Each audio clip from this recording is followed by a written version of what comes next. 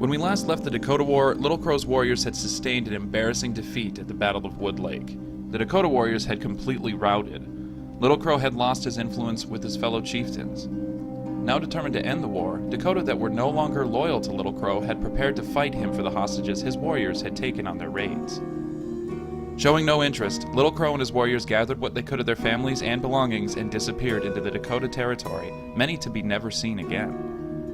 Sibley didn't have the resources for a fast-paced pursuit, and he was unsure if the Dakota had more ambushes in store. Dakota pacifists sent a prisoner to parley with Sibley to let them know that the captives were safe.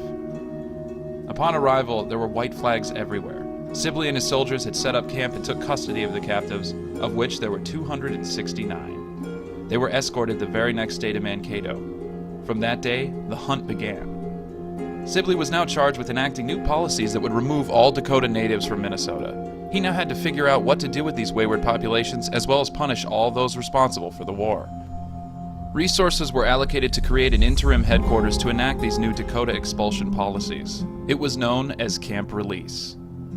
From September 28th to November 5th, Minnesotan soldiers scoured the countryside looking for the estranged Dakota. Many were lost and starving families willing to turn themselves in. Others were lost Dakota warriors who didn't make their way into the Dakota territory. Sibley then began a tribunal where he would put identified Dakota on trial and punish convicted insurgents. A 5-man panel took testimony from survivors, captives, soldiers, and members of the Peace Lodge. They would examine evidence and pass judgment on cases. So, the Camp Release Monument is where it all ended. This was basically the end of the Sioux War. It happened right here. The result of mainly the signal victory over the hostile Sioux at Wood Lake by Minnesota troops under the command of Henry H. Sibley. So, right here is where the main exchange happened, where all of the Sioux basically surrendered. This is the end of Native Americans being in southern Minnesota and the beginning of them populating and peppering all over the Dakota territory, which ended up becoming North and South Dakota, which still have some of the largest, or probably the largest, reservations in the Midwest. So this monument here was built to commemorate that exchange and the end of that war. Reservations in Minnesota were closed, and all of them had to move west. Had to. Over the course of a month and a half, roughly 2,000 Dakota were rounded up at Camp Release. Of the 2,000, 421 men were tried, 392 were convicted, and 303 Dakota were sentenced to death. The sentences were to be carried out in Mankato. The media and public were ecstatic with the Minnesotan victory. An Episcopal bishop by the name of Henry Whipple was not. His cousin was a general-in-chief, and he used that connection to get a personal meeting with President Abraham Lincoln. Whipple explained to Lincoln the horrid famine conditions that led up to the uprising. Whipple protested the tribunals that took place at Camp Release.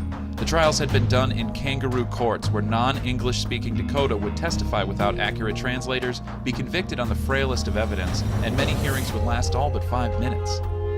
Lincoln took this information into consideration, postponed the executions, and ordered the court records be sent to him from Camp Release. On November 7th, 1,600 women, children, and elderly were marched from Camp Release to Fort Snelling. The 392 convicted prisoners would only make it to Mankato. The state began closing the Sioux Reservation, and the process of Dakota internment and abolishment was underway.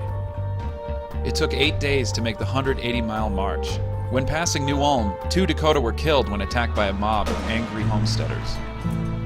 The sentenced prisoners stayed behind in Mankato while the Dakota civilians were transported downstream. The Dakota were placed in an internment camp on Pike Island on the confluence of the Minnesota and Mississippi rivers, overlooked by Fort Snelling. It was there that the remaining Dakota survivors would spend the winter.